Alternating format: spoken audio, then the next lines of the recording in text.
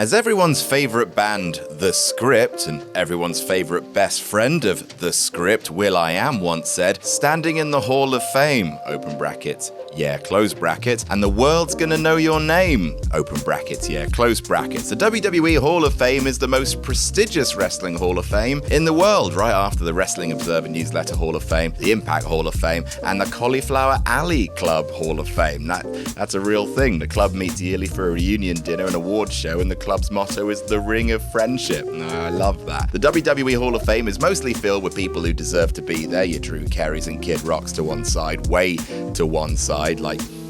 Further actually.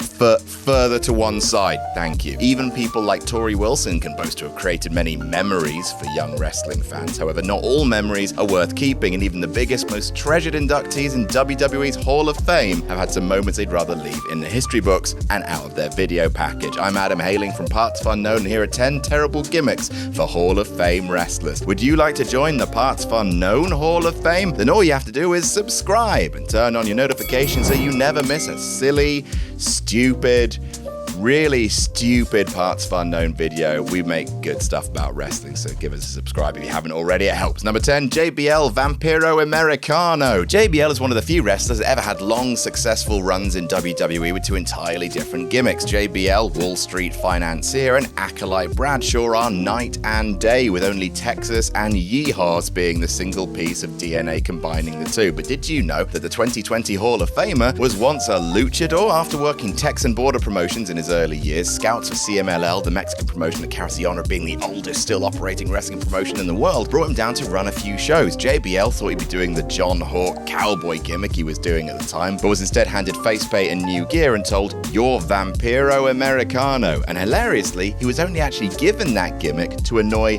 the real Vampiro, who'd had a massive falling out with the promotion, to the point where they gave JBL ring gear that the company had technically stolen from Vampiro, who'd bought and paid for it to be created. Got to make you feel good about your career prospects when your employment is essentially a prank. Number 9, Ron Simmons, Gladiator Farouk. And speaking of the acolytes, Ron Simmons is one of the most enduring characters in WWE history, being brought out at the end of almost every skit at WrestleMania to basically look at some goofy wrestling shit and say, damn. Of course, he's also the first African American to win a major world title in the US, pinning Vader for the WCW World Heavyweight Championship. You wouldn't know that from the way WWE would introduce a 2012 Hall of Famer to their audience, though, when Farouk Assad turned up looking like if Magneto became a cheerleader. The former world champion, one of the legit toughest guys in the history of the business, and WWE Creative debuted him on TV as a mixture of Sub-Zero, Roman Centurion, and a chocolate caramel brownie quality streak. The gimmick lasted all of 4 months, and hell, if nothing else, how terrible it was certainly gave Farouk something to be angry about when he formed the Nation of Domination. Number 8, Ricky Steamboat, the Dragon. Step away from your keyboards, pedants, I do not want to hear. But Adam, Ricky Steamboat's always been Ricky the Dragon Steamboat, and he's great. What a blunder you've made, Adam. What a sexy blunder. Don't want to hear that, because yes, Ricky Steamboat was given the moniker of the Dragon by WWE in the mid-80s. He was Ricky the Dragon Steamboat when he competed at the first Mania and at Mania 3 during the much-lauded match with Randy Savage. But the Dragon gimmick I'm talking about is the one he had for a tiny run in 1991 between Mania and Survivor Series that year, where they simply referred to him as just the Dragon. Removed the rest of his name, a la Alexander Rusev, Antonio Cesaro, and Austin Theory, dressed him up like a literal fire-breathing dragon, the state of that entrance gear, and bafflingly made pretend he was a brand new character. Why did they erase Steamboat's name and history? Because he'd just come back from WCW, where he'd had one of the greatest feuds of all time with Ric Flair, including winning the NWA World Championship and doing it as Ricky Steamboat.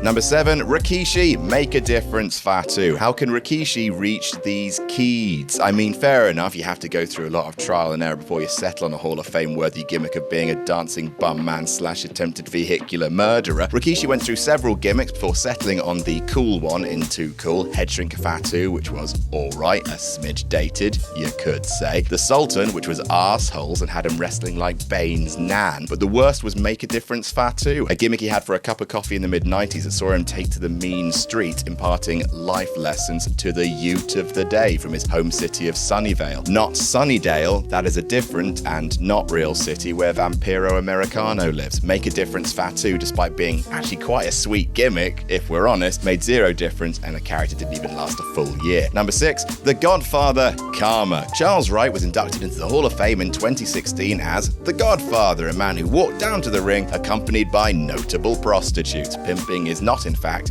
easy. There's a great deal of bookkeeping involved, and don't even get him started on the whole tax situation. Even though he never rose above the mid-card, it's hard to deny that The Godfather was certainly a figurehead of WWE's Attitude Era, but it was far from his only gimmick. He was The Good Father, a Book of Mormon-style DLC skin of The Godfather, Papa Shango, a voodoo priest gimmick that was endearingly silly even if he did ruin a f***ing WrestleMania main event. But then there's Karma.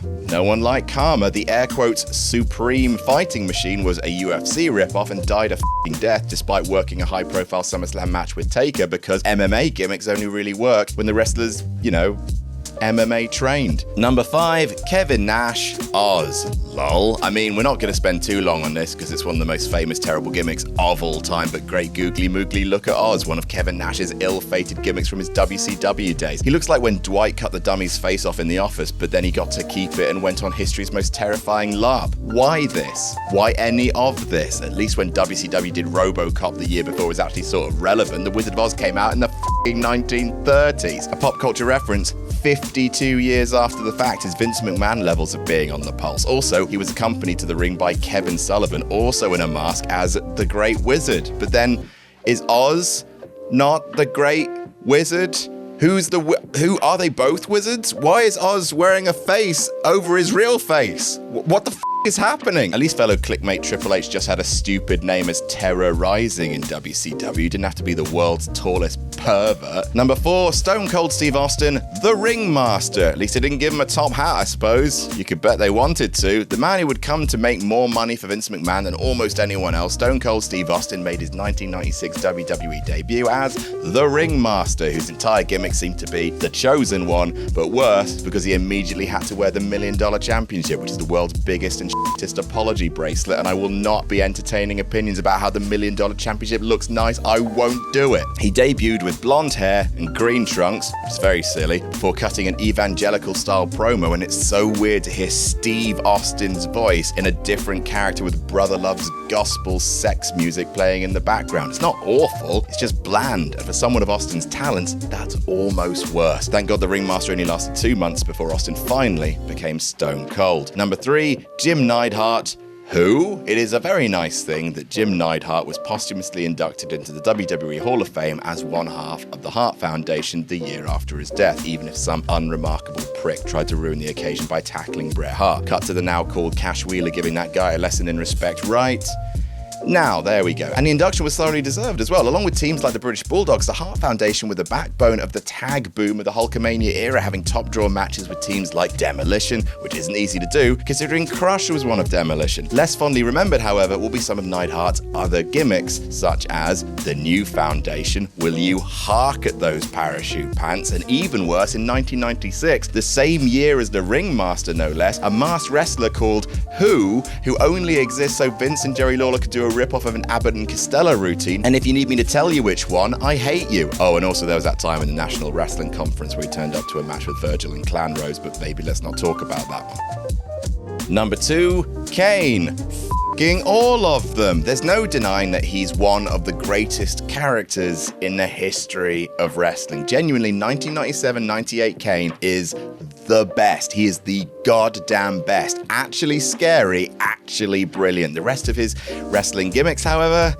not so much. From the Christmas Creature, to Spartacus in the CWA, to Mad Max ripoff Unabomb, a character that once wrestled The Undertaker in Smoky Mountain, to the goddamn dentist, Isaac Yankem, DDS, not even DMD, to the fake Diesel, Jim Ross's mad kayfabe reaction to Kevin Nash and Scott Hall leaving WWE, essentially recasting the characters like a shit version of Doctor Who, with Kane playing Diesel and Rick Bogner playing Razor Ramon. That also happened in 1996, by the way. 1996 was a weird year. A year later, though, the man who would be the mayor of Knoxville County finally became the Big Red Machine, and all was right with the world. And number 1, Brutus Beefcake, f***ing all of them, Part 2, Electric Brutaloo. Make no mistake, as one of the most colourful members of WWE's vaunted 1980s mid-card, Brutus the Barber Beefcake absolutely deserves to be in the WWE Hall of Fame. It is worth pointing out, though, that he might just also hold the record for being the wrestler with the most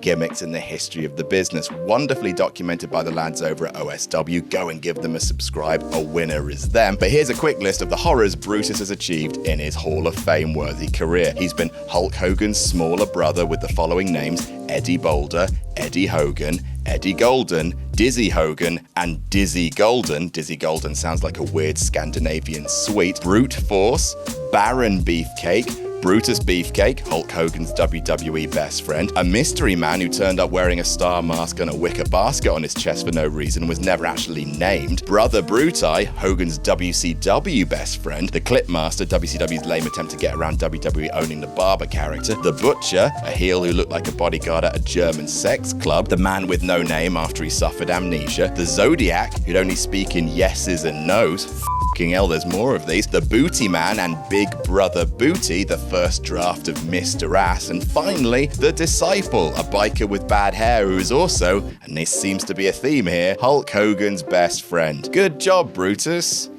Good jobs. And that's our list. Which Hall of Famer do you think had the weirdest gimmick in a previous life? Let us know in the comments. Don't forget to like and share this video around if you enjoyed it, and make sure you're subscribed to partsFUNknown for more silly wrestling content. Jam that jam.